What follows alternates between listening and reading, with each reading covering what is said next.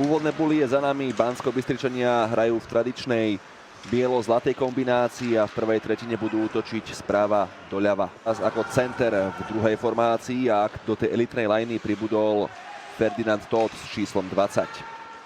A prvá šanca, je tu hneď úvodný gól. 32. sekunda, prvá strela na bránu a končí v sieti Jakuba Príbelu. Tak to bol naozaj raketový nástup UMB Hockey tímu.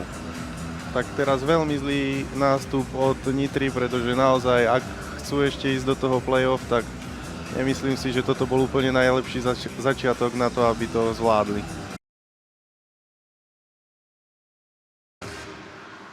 Proti nemu Daniel Gemel.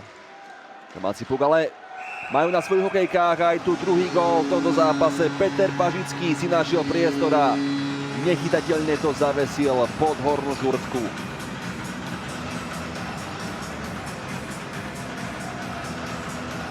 Domáci obránca zvyšuje teda v 23. minúte na 2-0 pre UMB Hockey Team.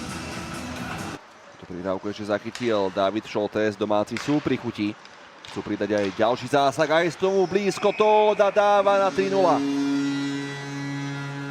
Tak teraz ako sme chválili brankára, tak naozaj teraz ho tak vykúpali, že nemal čo spraviť a začína sa Nitrančanom trošku rozplývať sen o tom, že by mohli dneska vyhrať. V priebehu 18 sekúnd zimnú univerziádu v semifinále najprv zdolali domácu Žilinu 7-0 a tu je ďalší gól, krásny téč Mareka Chamulu, prerušuje moje myšlienky, postreluje Matúša Krenželáka, Marek Chamula zvyšuje už na 4-0.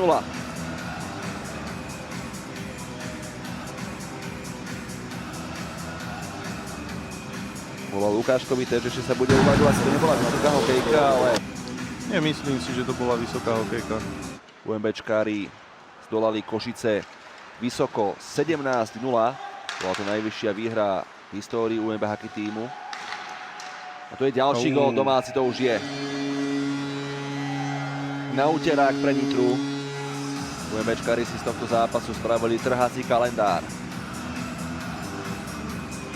Krásna prihrávka pred prázdnu bránu. Martin Pančík. Tie výsledky, ako si ty hovoril, že naozaj tam vznikol aj ten výsledok najvyšší 17-0, myslím. A tu je prvý gól a Nitry. Tak filozofi ich hneď znížili na 1-5 po necelých 30 sekundách od gólu, nakoniec pripísanému Ondrejovi Valkovi. Tak Filip Kuberičák si dnes čisté konto neudrží. Trošku tam malo domáci zaspali. Paradoxom je, že Košičania v tejto sezóne už raz UMBčku zdolali 3-0. Ďalšie zápasy skončili výhrou Banskej Bystrice, ale tu je ďalší presný zásah, no roztrhol sa nám v rece z gólny. Zapisovatelia na časomiere teraz majú radosť. Richard Novodomec strieľa 6. gól Banskej Bystrice. Uvidíme, či do bránky nepôjde aj Krehák namiesto Jakuba Príbelu. Tento takmer dvojmetrový obranca je na ľade neprehliadnutelný so svojou výškou. Teraz ale pozor na ďalšiu chybičku, tu je Todt. Ferdinand Todt ide sám, ešte prenecháva, krásna kombinácia. 7-1. Tak, toto bola veľmi pekná kombinácia teraz. Možno by Todt rád zostal v tej elitnej lajne. Určite by tam zostal rád, ale ešte mladý je tu prvý rok, takže musí to ešte nechať zatiaľ tým starším. Jakub Slivka s gólom číslo 14 v tomto zápase. Brešner. Pre bránku už ide Molnár. Molnár pýtal si Pugat. Bol tam teč od Mareka Molnára. 8-1. Pozrieme sa to ešte raz, či Marek Molnár tečoval. Mne sa zdá, že do toho trošku šťuchol a išlo to pomedzi nohy dovnútra, ale musíme počkať na záznam, lebo nie som si tým úplne istý z tohto uhla. Z gólu sa raduje zatiaľ Pančík.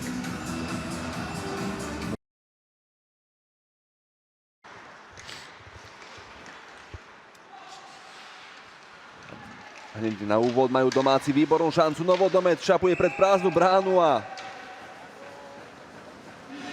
je z toho gól.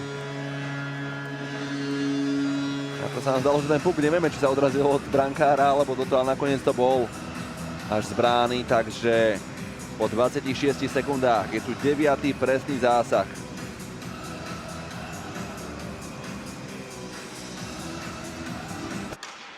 Forgáč mal priestor, počkal si na Pažického, ale tomu nahral puk rovno na korčulu. A Valko vyhadzuje.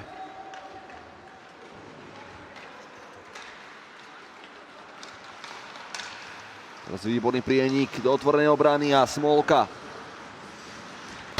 Výborne zasiahol ešte aktivita Nitry. Ďalšia šanca, gól! Minúta pre Silovára. Zásluhou hostujúceho Baláža. 2-9 z pohľadu Nitry.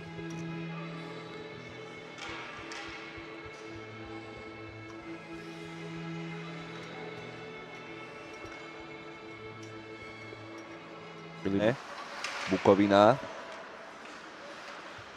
Prihrávka na Korčulu pre Jakuba Slivku.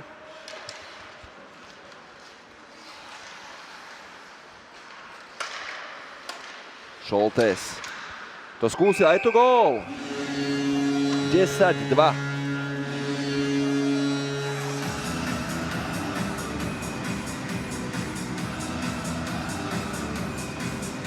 Dáva sa ďalší hráč na listinu strelcov, obranca Dávid Šoltés. Podľa mňa tam bol tečovaný puk od Ryška Novodomca pred bránou.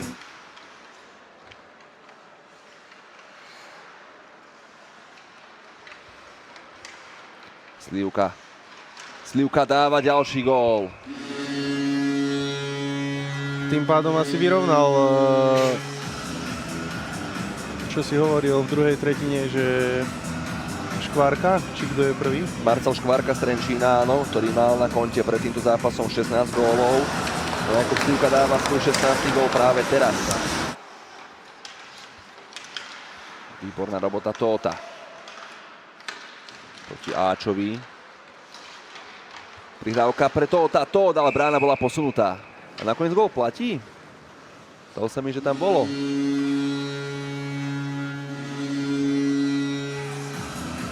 Posunutá brána, ale rozhodcovia ukázali, že aj napriek tomu, že brána už nestála v tej polohe, v ktorej mala, tak